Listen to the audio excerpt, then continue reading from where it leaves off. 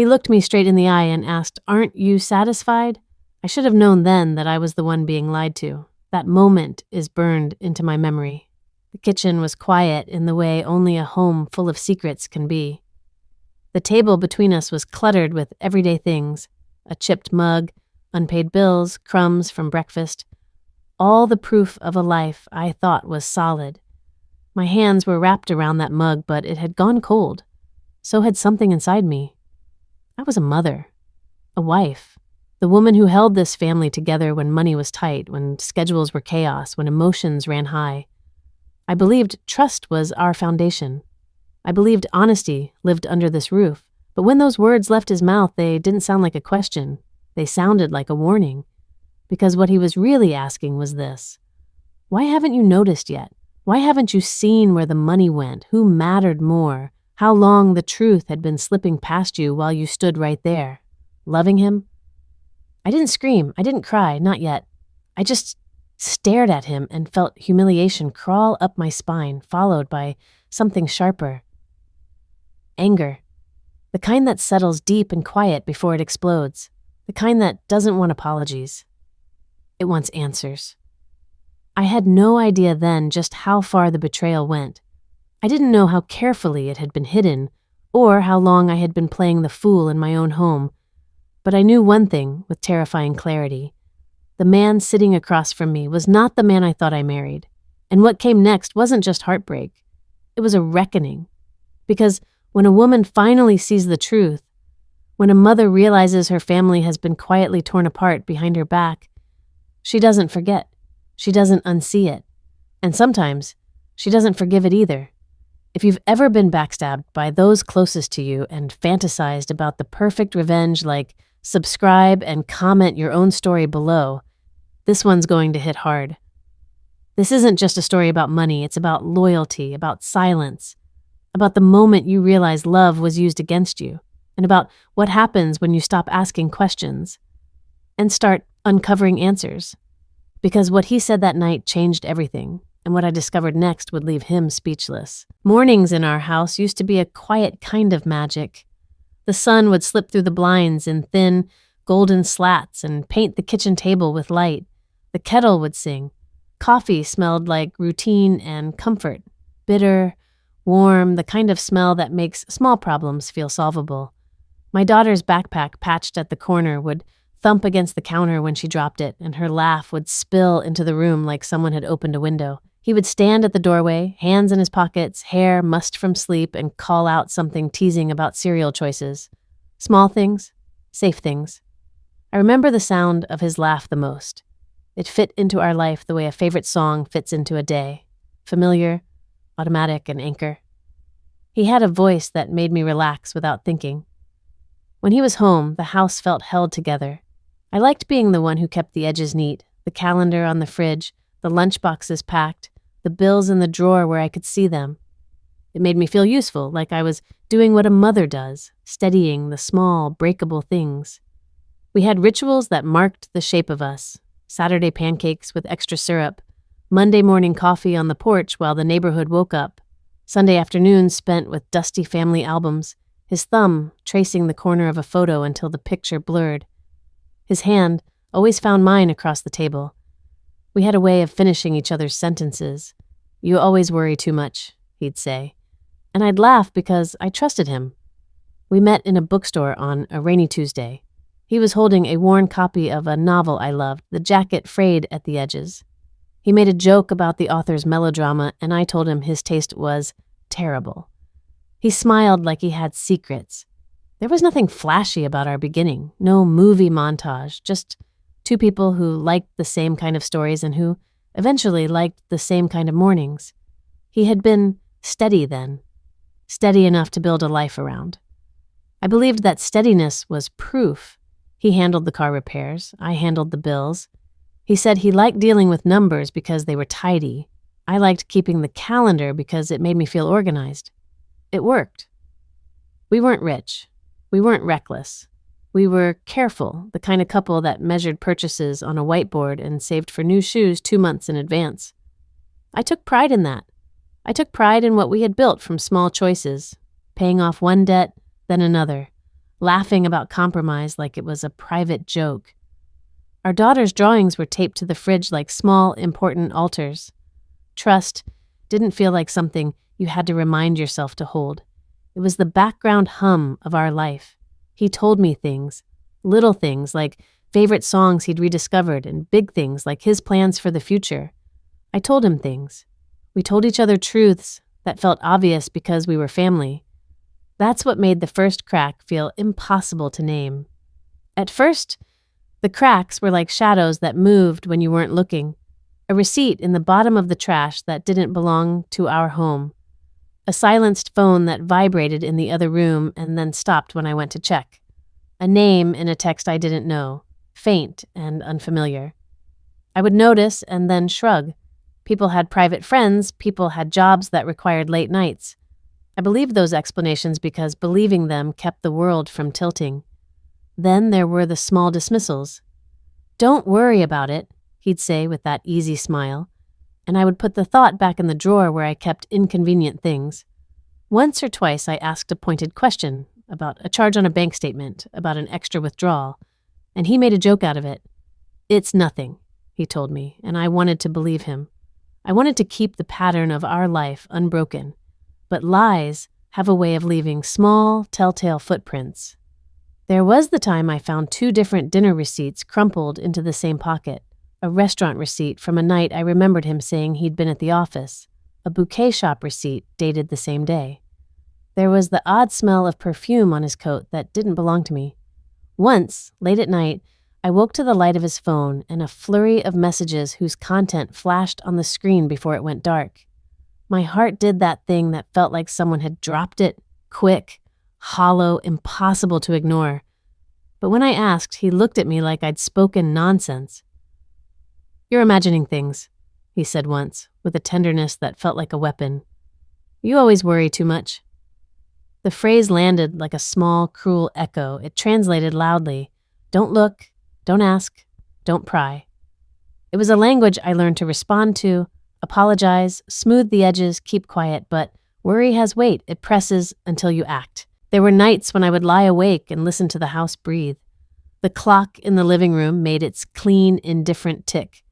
The world outside was a muffled hum. Cars, the neighbor's dog barking, someone playing the radio down the street. In the dark, sounds could be magnified into evidence. I listened to the creak of the stairs and imagined his footsteps. I replayed conversations and studied the way his eyes slid away from mine when I mentioned money. I tried to tell myself that I was making something out of nothing. Denial is a warm, soft place to fall when the truth is sharp and cold. Once, while packing away winter sweaters, I found a small envelope in his coat. It had our name on it in his handwriting, but inside was a slip of paper with someone else's initials and an amount scribbled out. My hands were clumsy with the suddenness of it. I set the envelope on the table and waited for him to explain. He made a face like the envelope was a trivial thing. He said he had been helping an old friend. He said it was complicated. He said it with such a steady voice that I felt ridiculous for asking. Then there was the phrase, the one that landed and didn't leave. "Isn't $4,000 enough?" He didn't say it like a question of charity or fairness. He said it like an accusation. It didn't fit the rhythm of our bills and budgets. It didn't fit the careful arithmetic that had governed our life.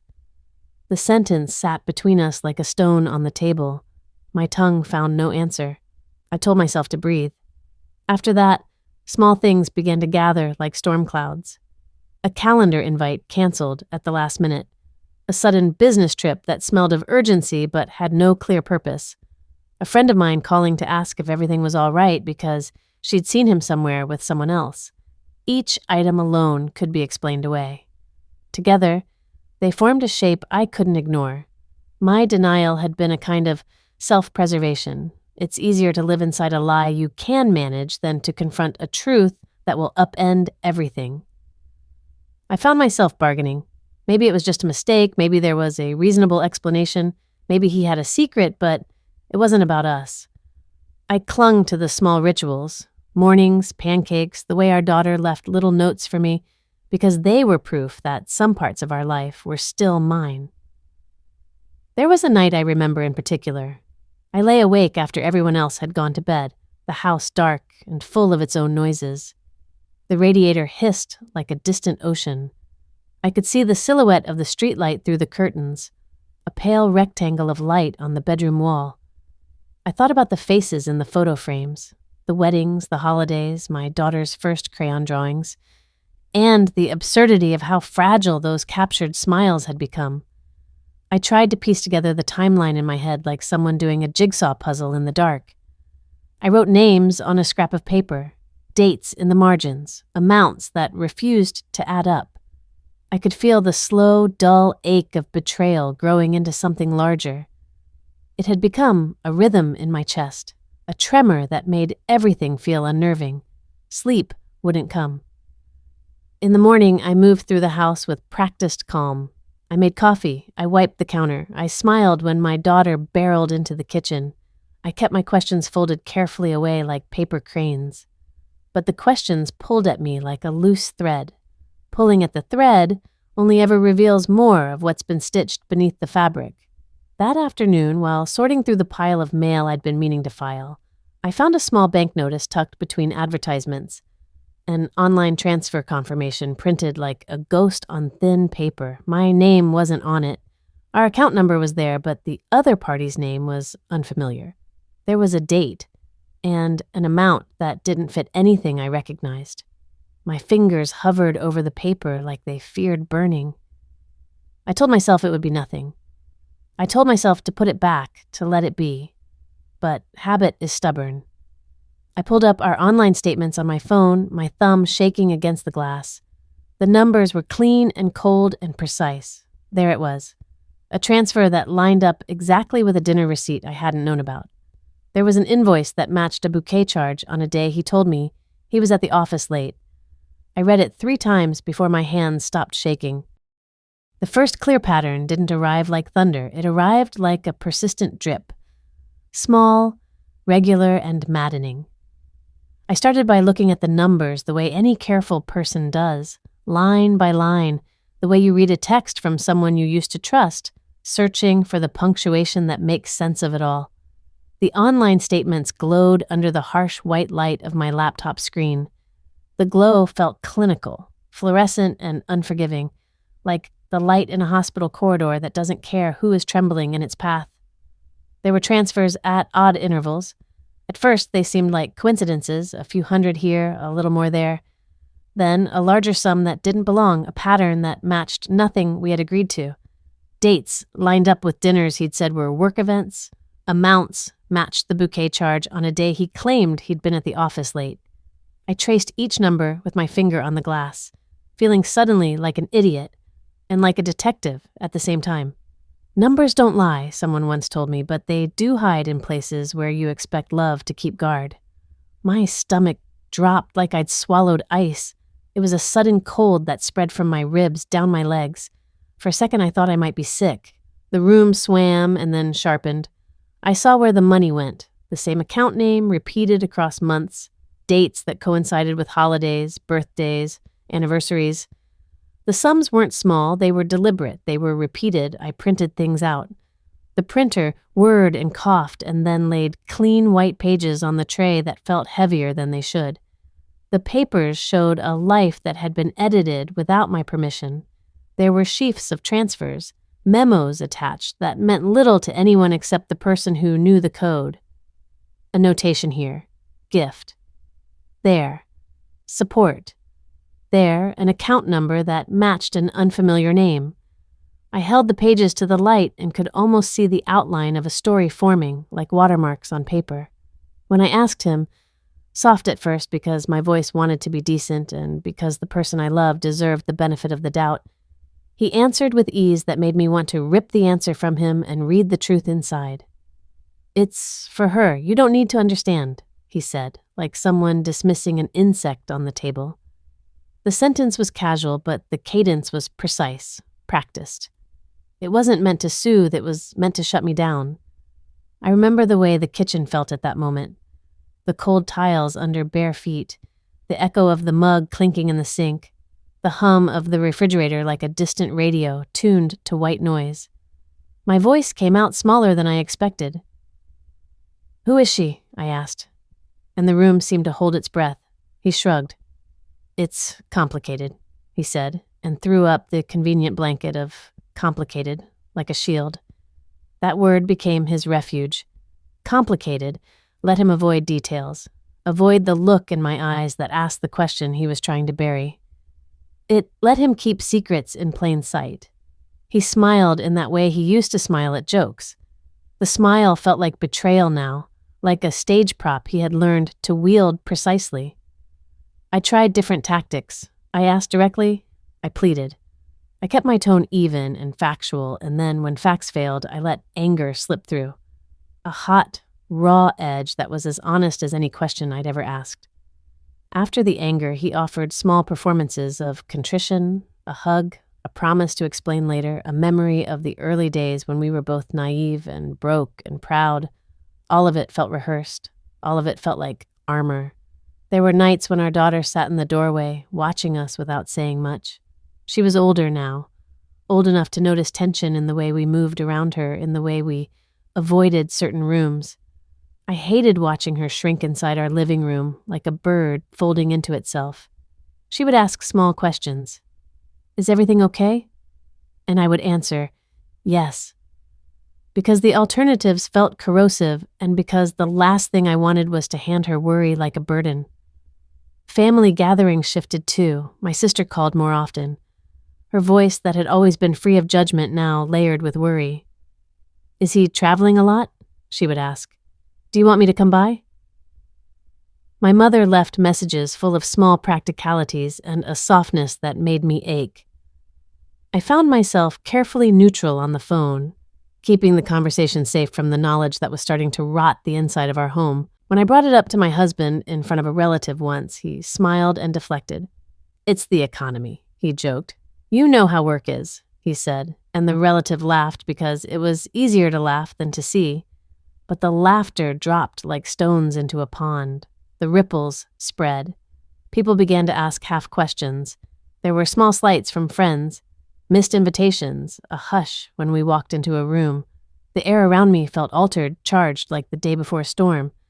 I felt both alone and exposed, as if everything I had done to protect our family had been used as camouflage by someone else. I started keeping records. It felt surreal to reduce the life we'd shared to a stack of photocopies and time-stamped screenshots, but a kind of urgency pushed me. I made folders on my computer with names that didn't taste right in my mouth. Transfers, receipts, messages. I learned to take screenshots of things that blinked away and to save emails with titles that tried to be innocent. I opened a new bank account in my name to keep some separation, because the idea of our life being controlled by someone else's hidden choices made me feel both trapped and foolish. Late at night, with the light from the desk lamp thrown in sharp angles across the kitchen table, I called friends who could help me make sense of numbers. One was an accountant who quietly read the statements and said things like, "These look intentional," and "There's a regularity here that isn't explained by charity." Another friend who worked in a law office told me the kinds of questions to ask if I wanted answers that would stand up to scrutiny. They didn't tell me what to feel. They told me what to do. Practicality was suddenly my sanity. Conversations that once would have been simple became negotiations. He began to watch me in a new way, the way someone watches a person who has seen through something. Sometimes his deflection turned to anger, sometimes to sorrow, sometimes to an icy silence that filled the house with its own language. "You always dramatize," he said once, and the phrase landed like a slap. "You make mountains out of molehills." I stopped telling him about small things. I stopped offering the daily trivialities that had once been the mortar of our relationship. I found I had to be strategic too. When he left his laptop unlocked, I checked for things I shouldn't have to check. When he left the car late, I traced where it had been on the app. None of it felt noble. It felt necessary. The more I found, the less I wanted to believe it, which made the reality of it more unbearable. There were wire transfers to the same account on the same day of each month, timed, with a kind of care that made my skin prickle. There were code words in memos that only someone in on the arrangement would understand. There were photos in an email attachment that showed him smiling next to someone whose face I had never seen in our living room. A confrontation grew between us like ice forming along a windowsill, unnoticed until the night it split. I confronted him with a statement printed out and smoothed on the kitchen table. "Explain this," I said. The words felt small in my mouth. He looked at the paper, his face folding as if he'd seen a report card he hadn't expected. "It's not what you think," he said. I wanted to laugh at how suddenly familiar that phrase had become. It was a template now, a polite lie in a better coat. When I pressed, he used a phrase I had heard before. "You're making it into something it isn't." When I accused him of hiding money, he said, "I'm supporting someone who needs help." When I asked who needed help, his eyes slid away from mine like a child avoiding punishment. The family responded in ways that stung. My mother, when I finally told her the outlines, whispered and then said nothing for a long time. My sister tightened her mouth and suggested caution. Our daughter pulled back as if towards some safe harbor of her own making. Friends offered advice and then retreated like people who had seen a fracture form in someone else's life and feared contagion. Documenting everything became a ritual. I printed, I copied, I filed. My hands often trembled as I placed a new page into a folder labeled evidence, as if the act itself could give shape to my denial and finally make it something I could use. I saved emails and messages and then printed them out under the cold cone of a desk lamp that made shadows feel like witnesses. The lamp's light made the paper appear sharper, the ink more accusing. It was during one of those nights, fingers sticky with coffee and eyes raw from staring at a screen, that I found the message I couldn't let go of. I scrolled, slower than usual, as if slowing might change the content into something softer. There it was, a file name that blurred my vision, an attachment preview that made my breath hitch. I opened it and then opened it again because there are moments I have to read twice to believe the first reading. There it was, his name, her name, a date that changed everything. I kept seeing pieces of our life like fragments of a photograph I couldn't stop turning over.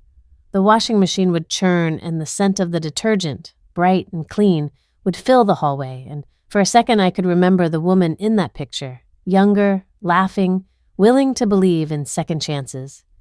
The old chair in the living room would creak the way it always had when he sat down, the wood making that soft complaint under his weight.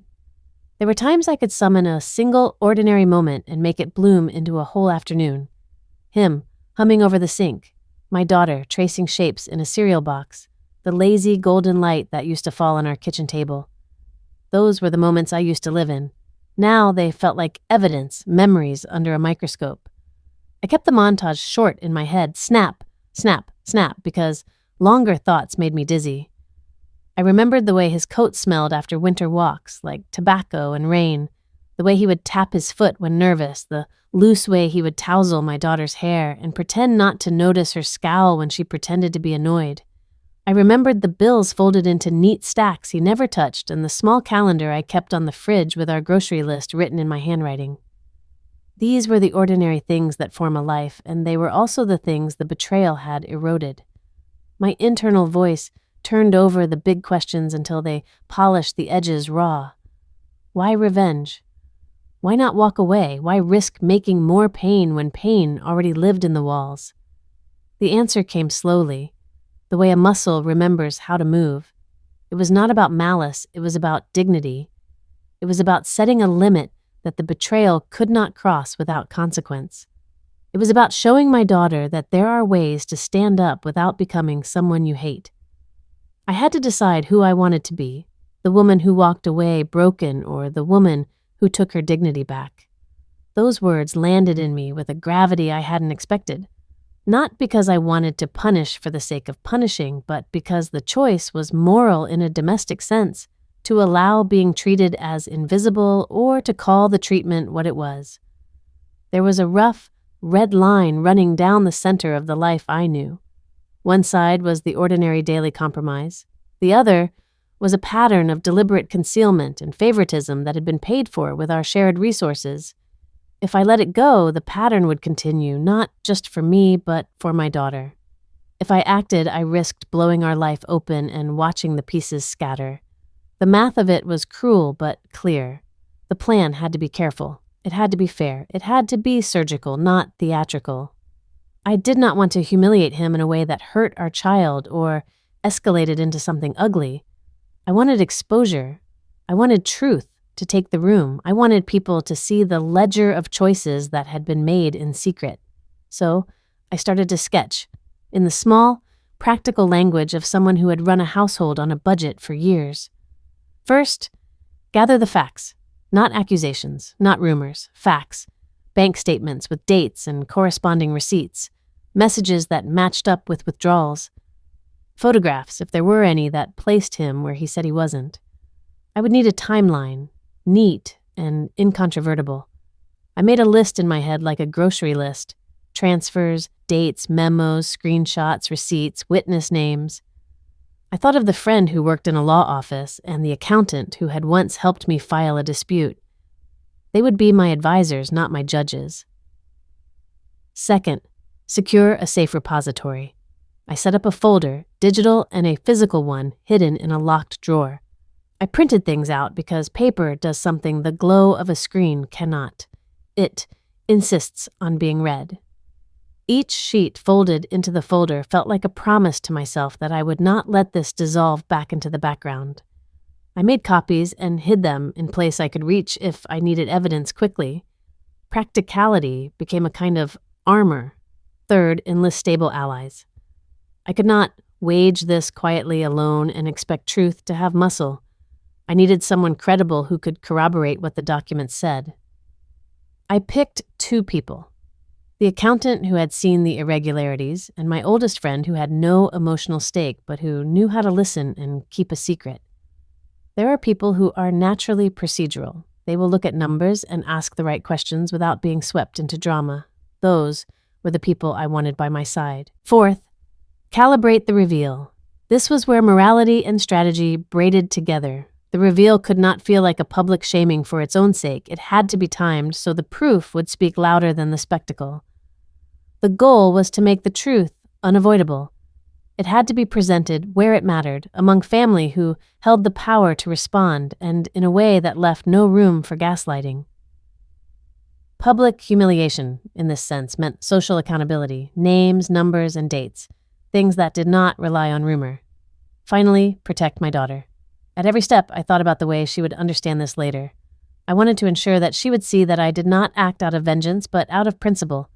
I wanted to model courage and refusal to tolerate deceit. I wanted us to come through with the truth landed, not shredded by chaos. That constraint kept the plan from becoming a spectacle. Placing the pieces took time and patience. My hands learned the rhythm of documentation. Screenshot, print, file. My nights became lit by the small cone of a desk lamp while the rest of the house slept. The lamp made shadows like small witnesses. It made the ink more accusing. I learned to format timelines in a way that anyone could read them at a glance. Date, amount, description, corroborating evidence. I wrote memos to myself in clear, unsent emails that read like short affidavits. I wrote them like a clerk writing truth. Precise, unemotional, undeniable. There were moments when courage felt thin and brittle. Once, in the act of making a copy at the library, I nearly dropped the stack of papers and felt my breath seize. The paper slipped, and I bent to catch it, and for a second the world narrowed to the sound of my own heart, like a drum in my ears. Another time, I sat in my car outside the cafe where he had lunch and watched him through the window. He looked small in that light.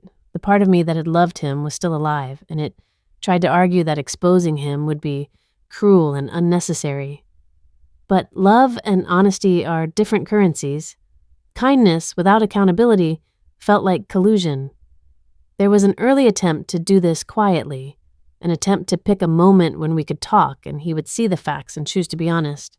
I rehearsed my words, calm, collected, not accusatory. I would show him the bank statement and the receipts, and he would apologize, and we would fix it together. The rehearsal felt like a fantasy. When the moment came, he saw the printout on the table and his face shifted. Not with guilt, but with a practiced blankness. He reached for the paper as if to fold it over and hide what he'd written. I remember how his fingers touched the glossy edge, the way his thumb smoothed without looking. My voice did not sound like anything I recognized when I asked him to explain. He said, "You're making this into something it isn't." It was the line he had used before.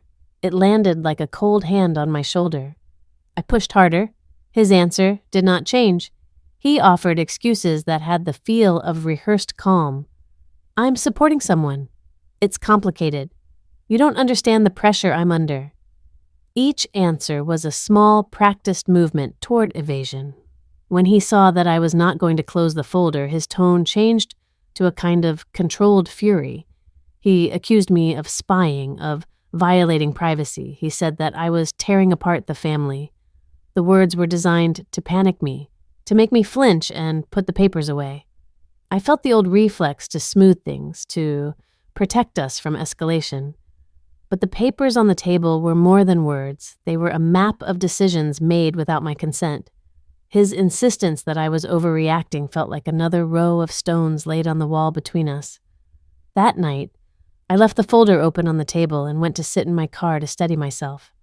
The engine ticked and cooled in the dark.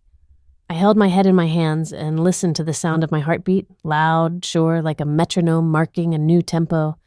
In the quiet of the car, the plan sharpened. It was not vindictive, it was necessary. There was a failed moment, one that taught me how quickly the ground could shift.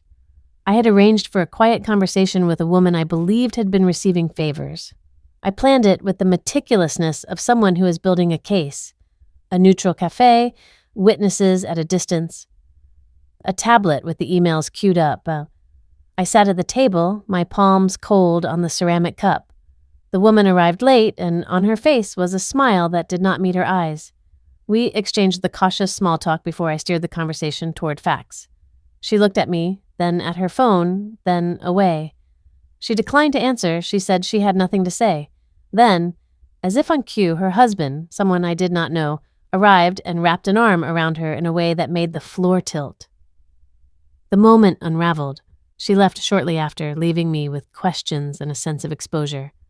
I sat with the cup cooling in my hands and felt a pulse thud in my ears, my heart keeping time with my fear.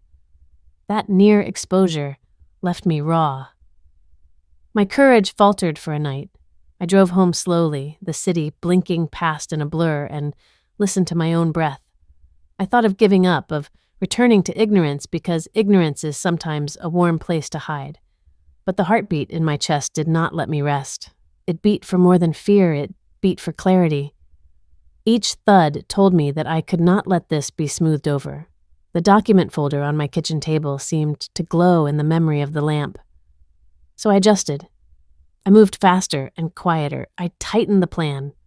I shifted the timing to when witnesses would be present in unavoidable ways, places where the truth would be harder to fold away.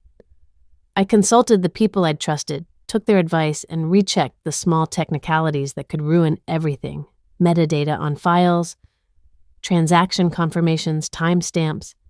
Because I had learned that truth was a fragile thing when presented without order. Chaos could be used as a defense. Order would be my ally. And then there was the call. I had rehearsed it a dozen times in my head, imagining different versions of courage. I dialed the number of the person who could start the formal part of the process, the person who could put the documents where they needed to be and make the truth act like a lever and not a whisper. My thumb hovered, the world jutting into focus. The house seemed too quiet, as if the walls themselves were waiting. I pressed send and felt the air change. I remember the first time I told someone else the plan. Saying it out loud made it feel both more dangerous and more possible. I met my accountant in the cafe we'd used for years, same chipped mug, same corner table, and I laid the printed pages between us like offerings. The sound of the pages moving was intimate and loud, the rustle of paper, the tiny creak of the binder clip as I opened the stack. He looked at the timeline and then at me. He didn't need to say much. His face said the math. He said the word that professionals say quietly: intentional. That was all I needed to hear to proceed. I told my oldest friend next. She had been steady for decades, the person who kept my secrets and never let them rust. When I explained what I had gathered and what I intended to do, how I wanted truth to be unavoidable, her eyes widened in a way that made me think of glass catching light. She didn't condemn me. She asked hard questions instead. Would this protect my daughter? Could it be done without spectacle? Could I live with the aftermath? Her doubt was not a refusal. It was a realism that I needed. Allies are not cheerleaders. They are tempering rods. Their skepticism kept the plan from tipping into performance. Their presence kept me honest. There was moral complexity in every choice. Sometimes, when I lay awake, I would replay their faces and hear the echo of what they'd asked. Was I acting out of hurt or necessity? Could exposure be framed not as vengeance but as accountability? I made a small promise to myself. No traps that would humiliate beyond repair. No tricks that would harm my daughter's sense of safety. The plan would be surgical, not cruel. It would rely on the undeniable clarity of documents and the steady testimony of people who could corroborate facts without melodrama. The trap, as I sketched it, had to be invisible until it wasn't. It could not feel manufactured. It had to feel organic. An accidental convergence of facts and witnesses so that the truth would land and not be shouted. I mapped out the timeline carefully. Each date I had annotated. The transfer, the dinner, the invoice, the counter receipt. I connected memos with receipts like drawing constellations. It became its own kind of map. Anyone following the lines would see the pattern. The goal was simple. Present the evidence where it would matter most, in a setting where social pressure would act as the final hand. I staged small accidents that were anything but. I arranged for certain people to attend gatherings where family would be present. I timed emails to arrive just before events so that a printed copy could be on the table at a key moment. I asked the accountant to prepare a neutral, plain language summary of the transfers that I could hand to someone and let the numbers do the talking. I had a friend I trusted keep an eye on invitations and social calendars so that the right people, those whose opinions mattered, would be in the room when the facts arrived. There were tactile things I did that felt like rituals of intent. The clicking of the printer became a metronome for the plan. Sheets slid out in sequence. Bank statements, memos, a scanned receipt here, a screenshot there. The paper smelled faintly of toner and possibility. I arranged the documents in a folder with tab sections. Each tab had a label I could not afford to be dramatic about. Transfers, receipts, messages, timeline. The rustle of the pages when I turned them was staccato, proof being handled like a fragile object. I rehearsed routes and exits. I scouted the rooms where the reveal might happen. In one living room, I measured where guests would sit, where eye lines would cross. In another, I thought about how sound carried, the way a dropped fork could fill the air, the way silence could make the smallest paper shuffle, feel like a drum roll. I practiced holding the folder in my hands until it felt like an extension of my palm. Steady, not shaking. The weight of the paper was a kind of comfort. Obstacles multiplied like shadows. He was watchful in a way I had not seen before. It's as if telling someone you are investigating them teaches them to hide better. He changed passwords, he cleared histories, he began to keep his phone in a different place. One evening, I returned to the house earlier than planned and found him at the computer with a browser closed too quickly. My heart slammed. I walked through the house as if I were looking for something radioactive, subtle, careful. He met me in the hallway with a statement about work and a tired smile. I had to swallow the urge to pull the folder from my bag and demand answers in the cold light. There was a near miss that taught me humility. I had arranged for a printed summary to be left innocuously on a coffee table at a gathering, where cousins and a few neighbors would gather in the living room. I intended for someone to notice it and, curious, to glance.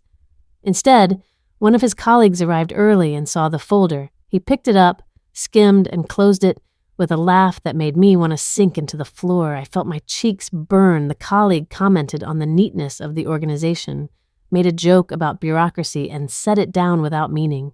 A breath held in my chest released a fraction. If he had opened the wrong file, if he had seen a message out of context, the whole thing might have unraveled at that instant. We moved forward with care after that, learning to hide the obvious more cleverly.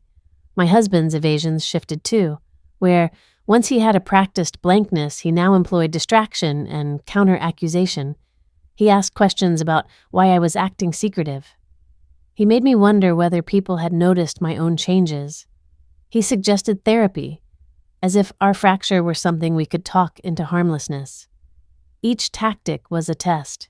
Each test taught me something about who he had become in this new shape, capable of turning the lens back on me as if I were the anomaly. Sometimes the obstacles were banal and infuriating. A printer jam at the worst possible minute, a photocopier that refused to cooperate, a file I forgot to back up and then, miraculously, found again minutes before it mattered. I learned to carry a small emergency kit, a flash drive, an extra set of printouts tucked in a different bag, a pen that wrote in bold. The practicalities felt less melodramatic than the emotional tide. There was a peculiar comfort in knowing that if a printer jammed, I could fix it. If a password changed, I could find another line of corroboration. It made me more methodical and less frantic. There were moments when I questioned the ethics of it all. Is arranging coincidences a kind of lying? Is staging an accidental discovery just another form of manipulation? I asked those questions aloud to the people I trusted, and they asked them back with equal gravity. My accountant reminded me that the goal was accountability, not entertainment. My friend reminded me that there is a difference between the truth arriving and a spectacle being manufactured to shame someone. Those reminders kept my hand steady. The smaller, incremental victories were deceptively satisfying. A cousin asked an awkward question about a dinner that my husband had claimed was work-related. An old friend canceled plans and admitted she had heard something that made her uneasy. A neighbor commented on the way my husband had been distracted lately and then quickly apologized for saying anything. Each small ripple expanded outward, creating a network of curiosity that I could not have manufactured on my own. Truth has its own momentum. Once enough, people begin to feel its shape. One night, after a small dinner where an in-law's offhand remark made everyone glance at my husband, I walked home with a strange buoyancy that felt almost like relief. The evening had not yet become the reveal I had planned. It was only a series of small cracks. But the cracks were working. They were loosening the armor. There were also costs. I had to hide my growing preoccupation from my daughter until I could explain things in a way that would not fracture her sense of stability. I found myself smiling more than I felt like smiling and inventing reasons to keep my temper in check. There were evenings when exhaustion pressed so hard that I considered throwing the folder in the trash and returning to the old familiar habit of believing kindness. But then, I would remember the stack of transfers and the memos, the way the same account name appeared with the same frequency as birthdays and anniversaries. The evidence wasn't a vendetta. It was a map of choices made without my consent. As the plan tightened, I rehearsed how I would present the facts. I practiced my voice until the tremor was gone. I learned to let the numbers speak. I would not need to embellish. The dates would speak. The memos would speak. The receipts would speak.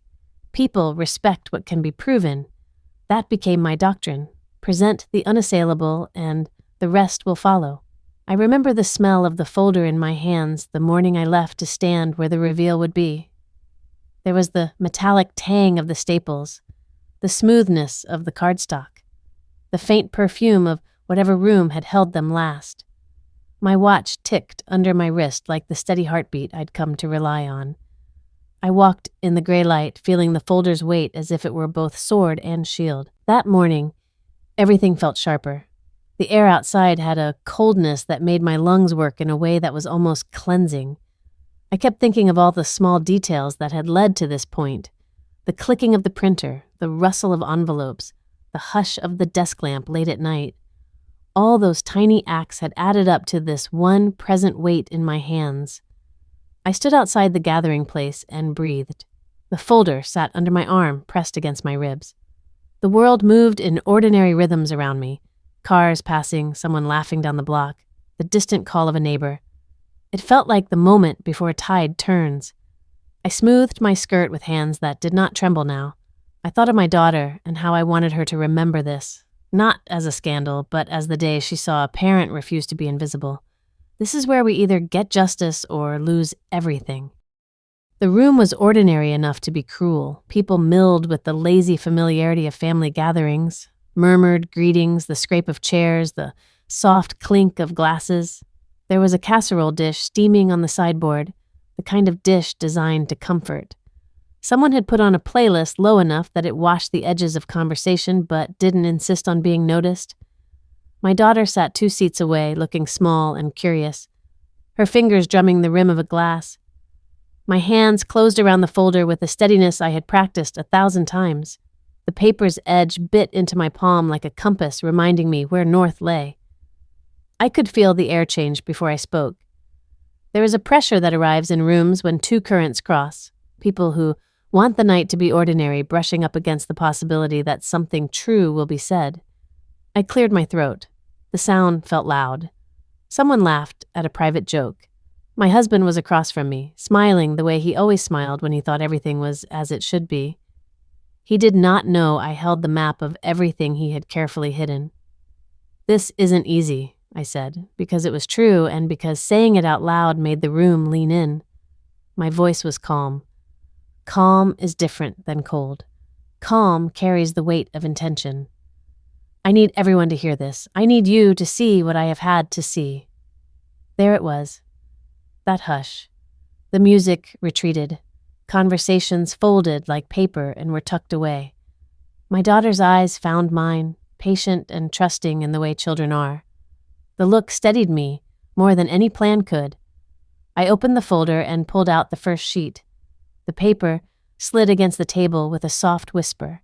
I laid it down, then another. Statements, memos, screenshots stacked like building blocks of proof. I told them what each one was, not with accusation, but with fact. "This is the transfer from our account," I said, pointing to a line of numbers like a finger on a wound.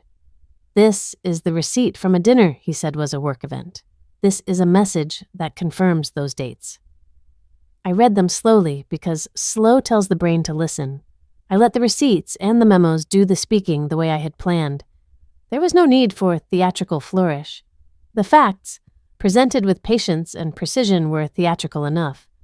People's faces shifted as they followed the line I drew. A cousin's mouth opened slightly. An aunt's fingers tightened around a napkin. The neighbor, who had always nodded politely, looked like someone who had been handed a map to an unfamiliar country. My husband's face was a study in small collapses. First confusion, then the practiced poise slipping into something raw. He began to stammer, a sound like a wire being plucked out of tune. "It's not what it looks like," he said, and that phrasing struck like a bell I had heard before. It carried the old cadence of excuses. I had rehearsed the patience to let him finish. I had rehearsed the patience not to be drawn into argument. He reached for words that slid off the hard facts I'd placed on the table. People tried to fill the silence with the kind of comfort that lives in unfinished sentences. "Maybe. There's an explanation." I let them offer the bridge. I did not take it. I read another line. Transfers timed with anniversaries, memos that hinted at favoritism, photos with a woman whose name had been a blank until sheets of proof assigned it a place in our life. The room tightened like a fist closing. A fork clattered. It sounded enormous. I remember the little sound as if it were a bell tolling the moment of truth. A napkin fell from someone's lap and drifted like a slow white flag. Eyes widened one by one, like the opening of a camera shutter. I watched in a strange slow motion as a man across from me turned his head and, for a second, looked at my husband, as if through a different lens. The effect was cinematic. Every face changing in degrees, every mouth forming the same unasked question. "Honey," my husband tried again, his voice reaching under the facts, "you're making claims." The way he said my name, soft, pleading, felt like a last-ditch attempt to turn the room back into the safe harbor he preferred. I felt a current of pity for the man I had once loved, but pity did not weaken the clarity of the papers in front of me. "You told me it was work," I said. "You told me the dinners were for clients. Those receipts match dates you told me you weren't home. The transfers go to the same account with the same name. These aren't coincidences." He tried to explain. He reached for the language of necessity, words about stress, about obligation, about an old debt he claimed to be servicing. He proposed narratives that smelled of improvisation. People who wanted to believe him reached for his hand. A sister-in-law murmured, "Maybe there's context we don't have." Even as she said it, I saw the way her eyes darted to the date on a receipt, and then to the face of the woman whose name now sat on my page. There were voices that tried to smooth the edges with kindness, voices I had always loved. There were other voices that fell away. Some friends turned their chairs subtly, avoiding eye contact with him the way you avoid a fresh bruise. He found himself isolated by the very people whose opinion mattered most. It was not vengeance that delivered him there. It was the quiet force of evidence that made denial a thin garment impossible to wear. He asked for privacy. He asked for patience. He reached for explanations that required faith. "Trust me," he said. Which, in that room, was suddenly a thin reed. He began to speak in fragments. My daughter's cheeks had gone pale. She gripped the edge of her chair with fingers that left prints. I felt a tear along the rim of my eyelid and let it fall without making it a spectacle. I had been told I was dramatic and given that label as a way to mute me for years. Now, the truth did the work of soundproofing, and drama was unnecessary. Slow motion is not literal, but the mind sometimes makes it so. I watched a friend's hand go to her mouth as if to stifle a gasp. I watched a man I barely recognized, one of my husband's colleagues, stand up and take a step back. The room, which had been full of the soft distractions of small talk, narrowed to the axis of truth. My voice read the rest of the timeline like a compass. Dates upon dates, memos upon memos, a map of choices that had been paid for with the life we shared. Then a new sound, the low whistle of someone somewhere trying to pull the room back to calm. "Listen," an uncle offered, but the word felt small against the architecture of what I'd laid down. People who had once pretended not to notice now had the language to ask questions out loud. They moved from polite curiosity to direct confrontation with a speed that felt like justice. Humiliation arrived not as a shout, but as a slow deflation. He tried to speak, and his words tangled. The people who had dined with him in the past became witnesses by proximity, their shared small talk in previous months making them suddenly part of the record. Friends who had been casual acquaintances now found themselves aligning with the paper trail. Where he had hoped to name the narrative, the documents named it instead. He was reduced to a man trying to explain arithmetic that refused to be explained away by charm. There were no cruel jokes from me, no sharp accusations meant to wound beyond the necessary exposure. I read facts. I gave them the space to land. The humiliation that followed was not something I engineered for spectacle. It was the natural consequence of someone's choices being brought into the light. Some people turned away.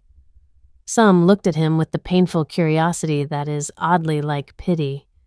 The woman in the photos, whose presence had been a ghost in our home, was suddenly a name spoken aloud by people who had formerly pretended there were no shadows under our roof.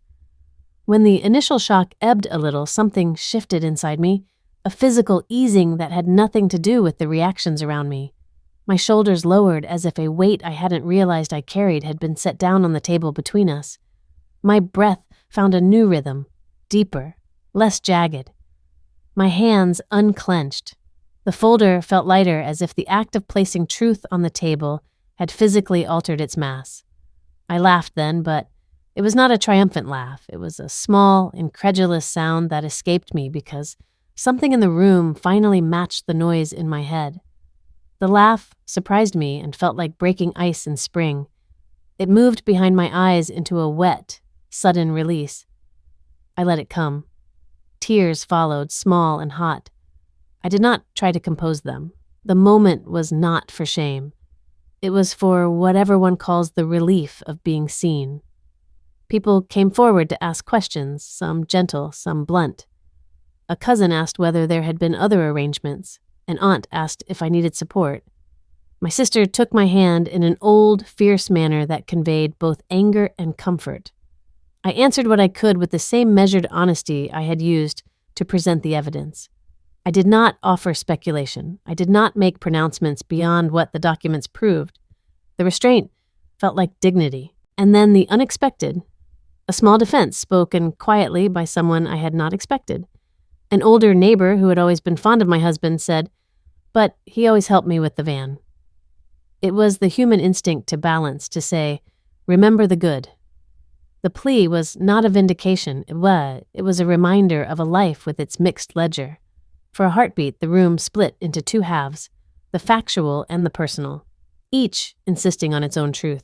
The defense complicated the purity of my satisfaction. Humans are rarely wholly one thing. There was also a more practical complication. My husband, scrambling, began to talk about paperwork, loans misunderstood, money moved for tax reasons, a contract with small print he claimed I hadn't seen. He suggested that some transfers had been loans repaid in creative ways.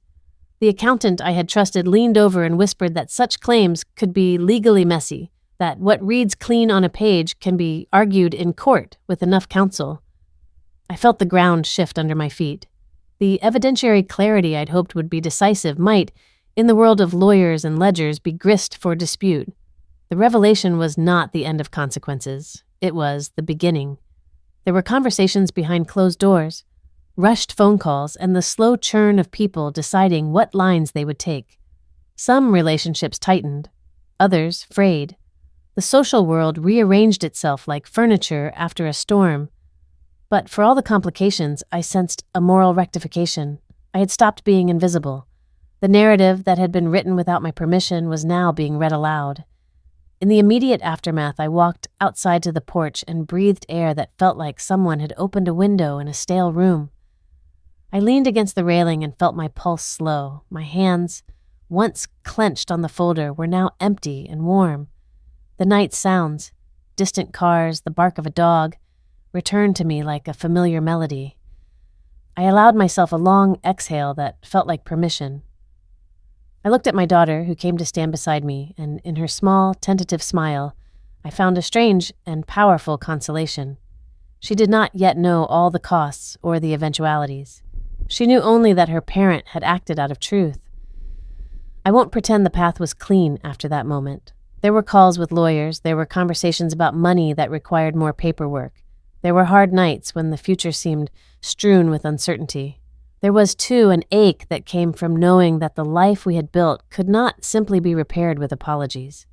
Truth had consequences, and those consequences were both liberating and costly. But there was also a quiet restoration that began to take shape. Small things, like the way my daughter slept more easily or how my sister began to speak my name without a guarded tone, felt like threads being rewoven. There was a moral price paid. I paid it by stepping into daylight and facing the turbulence that truth brings. He paid a price in reputation and in the intimacy he had squandered. Accountability had been served imperfectly and painfully in the only way that felt honest, by making choices visible and allowing the social world to respond. And even as the aftermath settled into a new shape, as legal papers and conversations took their slow course, I held on to a quiet knowing that the act of revealing had been necessary. The folder had done what I could not do with questions and worry alone. It made the hidden visible. It forced a reckoning that might have otherwise been postponed indefinitely. There is one last thing I keep for myself, the small, private twist that no one else saw at first. After the papers, after the nights of counsel and the awkward table conversations, there was a moment of silence in the kitchen when I found, tucked behind a box of old receipts, a letter he had once written to me years before. It was not an apology nor a plea. It was a simple note, 2 lines about a future we had once imagined together. I read it and folded it back carefully. The existence of that note did not change the ledger. It complicated it, yes, but complexity is the texture of life. What I had wanted from the beginning was not to destroy a person. I wanted the truth to be true in our house. I wanted a life that did not need to hide expenditures in the shadow of someone else's affection. The reveal did that, imperfectly and inevitably. And in the weeks that followed, as we navigated the mess of consequences, I began, in small ways, to feel the first honest relief of building something on ground that was not twice occupied by secret debts. When I look back now, the word justice feels heavier than it used to. not because it failed me, but because it asked something from me in return. Exposure brought truth into the light, and with it came consequences I had to carry as well. Justice did not arrive as a clean ending or a triumphant curtain call. It arrived as clarity. And clarity, I've learned, is both a gift and a responsibility. For a long time, I thought forgiveness and justice lived on opposite sides of a line. I believed I had to choose one or the other, to be soft or to be strong. But what I understand now is that forgiveness is something you do after the truth is told, not instead of it. You cannot forgive what is still hidden. You cannot heal from a wound you are pretending doesn't exist. Exposing the truth didn't make me cruel, it made me honest. And honesty was the first boundary I had ever truly set. There was a cost, of course. There always is. Relationships shifted. Some people stepped closer, others quietly stepped away. I learned who valued peace over truth and who understood that real peace can only come after truth is faced. I learned that protecting your finances isn't about mistrust, it's about respect. Respect for your work, your time, your future. I learned to listen to that small voice that whispers something isn't right, because that voice is rarely wrong, it's just often ignored. Today, my life is quieter, not empty, just calmer. I wake up without the low hum of anxiety I once mistook for normal. My relationship with my daughter is steadier, more honest. We talk openly now about money, about boundaries, about self-worth. I'm rebuilding, not just accounts and plans, but trust in myself. I know where my lines are. I know what I will no longer accept, and that knowledge feels like strength. Sometimes, in the early morning, I make tea and sit alone at the kitchen table. Sunlight moves slowly across its clean surface, warming the wood. There are no hidden papers, no unopened statements waiting to shock me. Just steam rising from a cup, the soft clink of a spoon, and the quiet assurance that my life belongs to me again. That moment, simple, unremarkable to anyone else, is my real victory. I didn't seek revenge to hurt someone. I sought it to stop hurting myself, and in doing so, I found something better than anger. I found self-respect.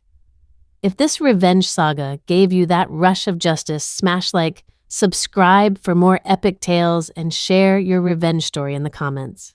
Click the next video box for another one. Justice was served. But life didn't end there. It kept going, and so did I.